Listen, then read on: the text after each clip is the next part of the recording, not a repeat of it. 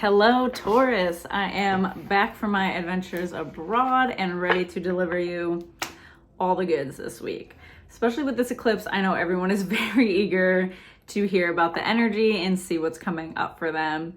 So this is going to be for the week of May 8th, and I definitely recommend watching these for your rising or your sun sign, or both, since they are general readings. That way you can kind of take what resonates and leave what doesn't for you. So let's get right into it for Taurus. Let's see what messages Spirit has for us. And as always, if you like what I do, be sure to hit that like button, comment below, share, subscribe, all that good stuff. Definitely helps a lot in me growing my channel. All right, Taurus. Let's see what we have for Taurus this week.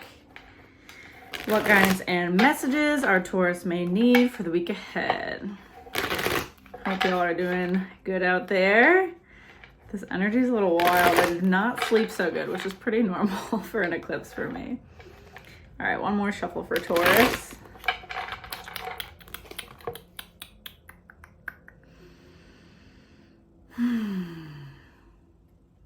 Ooh. There's a little anxiety coming forward for me. We have one awareness card. 2, the waiting game. I'm going to pull a couple for you. 8, power.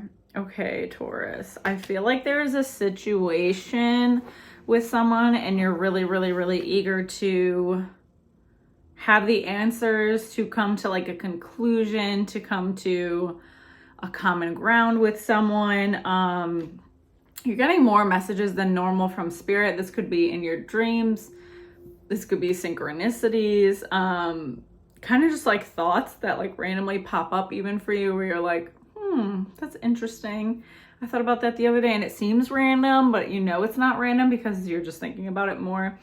But 2 is also a number of change with the waiting game. So Spirit is saying like hold tight a little bit longer, that things are going to come forward for you and change, but I feel like these signs and these synchronicities you're finally just starting to listen to.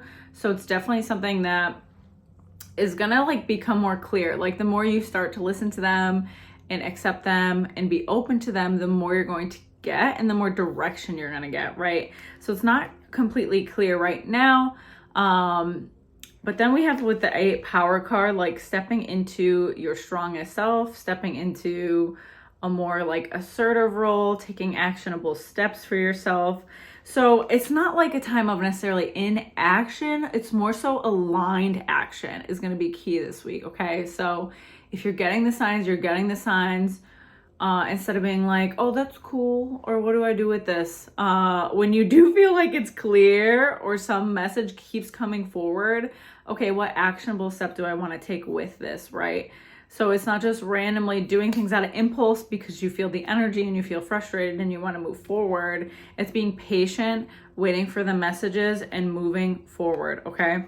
Then we have the 18 shadow card. So I do see some conflict in a close relationship with you and a potential like tower moment within that relationship. This like glare, there you go. Like, why is this glare shit? So a potential tower moment in this relationship for you, having to face things you have maybe put on the back burner with this person, you know, feeling like there's definitely an energetic imbalance here for me. It's almost like this person's energy has kind of suffocated you in a sense where they're just very loud with it, for lack of better words.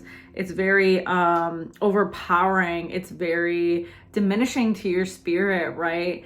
And let's see what else is with that. Then we have 6 harmony cards. So really just showing that, you know, our relationships are not only a mirror to us, but Spirit is like trying to bring you back into harmony. It's trying to balance that energy imbalance that you've had for like quite a while. And not just I'm hearing with this person, but it could be in multiple relationships that are close to you, right? Do you often feel like in your relationships there's an imbalance of energy? And this could be like, you know, the one I'm talking about, they're very overpowering and aggressive and kind of like depleting. But even in other relationships, you might find that like because you were in this dynamic and it was suffocating to you, you often show up a little more muted in other relationships because of that, right?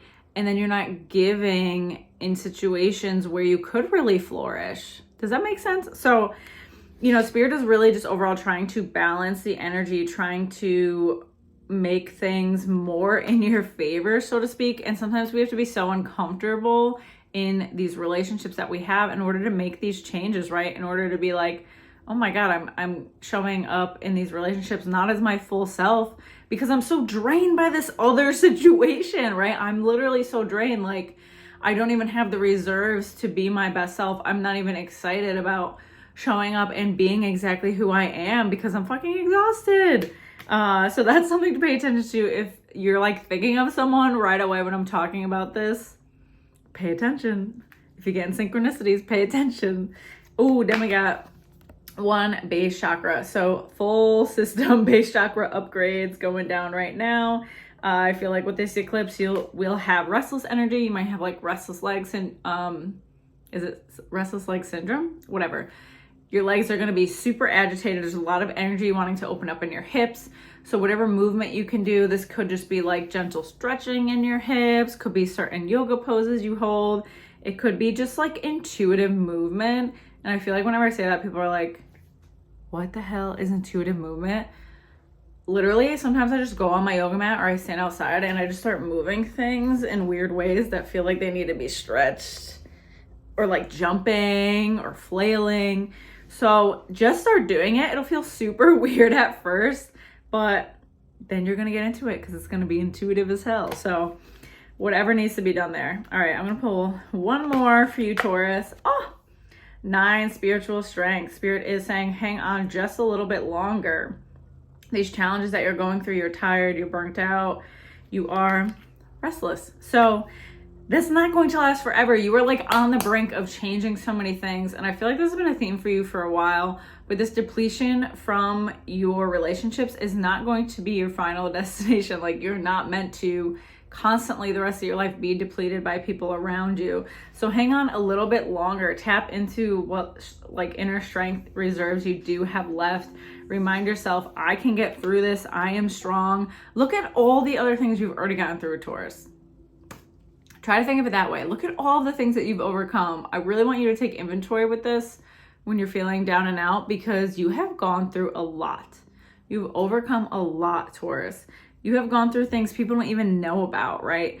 You're strong. So remind yourself that when you're feeling down and out, like, I don't want to deal with this. I just want to shut it down, shut down systems, take a nap, disassociate, whatever it is. You're almost there. So hopefully that helps you for the week ahead, Taurus. And as always, if you like my messages, be sure to hit that like button, comment below, share, subscribe, all that good stuff.